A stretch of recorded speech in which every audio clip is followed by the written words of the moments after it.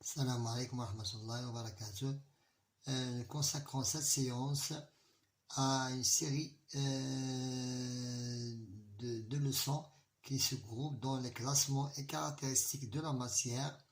Numéro 1, notre titre c'est les trois états de la matière, de la page 16 à la page 17 du manuel Mon éveil scientifique au primaire CM1. Maintenant, passons à la page consacrée à cette leçon. C'est la page 16.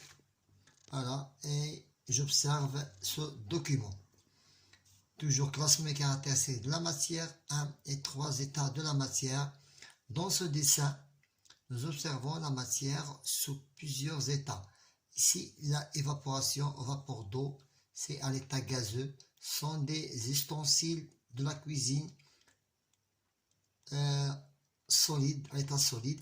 Et ici, un récipient ou bien une bouteille de liquide, c'est l'état liquide. Maintenant, je m'interroge. Comment distinguer entre les états de la matière?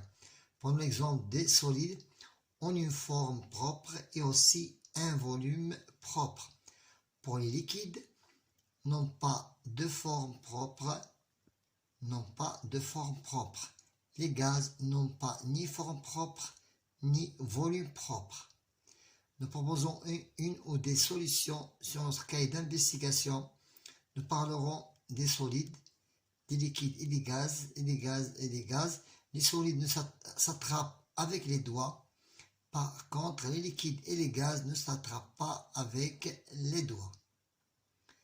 Je réalise l'expérience suivante.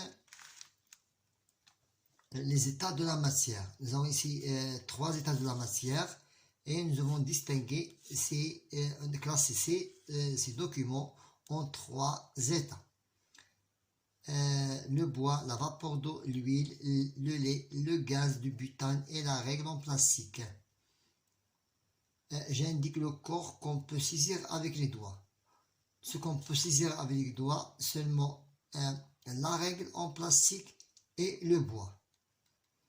J'indique le corps qui sont à l'état solide, le bois et la règle en plastique. Ceux qui sont à l'état liquide, c'est l'huile, c'est un liquide, et le lait aussi, c'est un liquide. Mais par contre, la vapeur d'eau qu'on voit ici, et cette bouteille de gaz de butane, à l'intérieur, il y a aussi du gaz du butane, ce sont à l'état gazeux. Gazeux, la vapeur d'eau et le gaz du butane. Passons à la page suivante. Maintenant, les propriétés de la matière. Nous avons 2 récipients différents et le même liquide et la même quantité. Nous versons de l'eau colorée dans un verre et nous transvasons cette eau dans un autre verre. Maintenant, pour la pile et le récipient, placez la pile dans un récipient. Il ne prend pas la forme du récipient. Par contre, le liquide prend la forme du récipient. Ouvrons un ballon gonflé. Il est plein de gaz. Lorsqu'il est dégonflé, il perd ce gaz. Je complète le tableau suivant en marquant oui ou non dans chaque case. L'eau colorée que vous voyez ici a une forme propre. Non, elle prend la forme du récipient qu'il contient.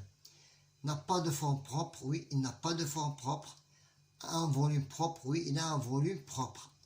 Et voilà, le volume que vous voyez ici est différent de ce volume-là. La pile, il a une forme propre. Oui, voilà que vous voyez, il est cylindrique ou bien plate. N'a pas de forme propre. Non, il n'a pas de forme propre. Il a un volume propre. Oui, il a un volume propre, c'est le cylindre. Le gaz qui est à l'intérieur de ce ballon a une forme propre. Non, il prend la forme du contenu qu'il contient, bien du récipient ou bien du contenu qu'il contient. Le gaz du ballon n'a pas de forme propre. Oui, il n'a pas de forme propre. Est-ce qu'il a un volume propre? Oui, il a un volume propre. Ça dépend du récipient ou bien du contenu. dont je retiens la matière que nous trouvons, qui nous entoure. Elle existe en 3 états: solide, l'état liquide et l'état gazeux. Ces solides qui ne sont pas divisés, ça veut dire comme une branche, une règle, un crayon, il a une forme propre et un volume propre. Mais les liquides n'ont pas de forme propre. Les gaz aussi n'ont pas de forme propre ni de volume propre. Maintenant, j'applique mes connaissances. Je complète la phrase suivante. Les liquides et les gaz prennent la forme du récipient qui les contient. Par contre, oui, mais ils ne peuvent pas être saisis avec les doigts. Donc ces deux états prennent la forme du récipient qui contient et ne peuvent pas être saisis avec les doigts. Voilà, nous avons terminé ce résumé de notre leçon classement et caractéristiques de la matière, les 3 états de la matière. Bon courage.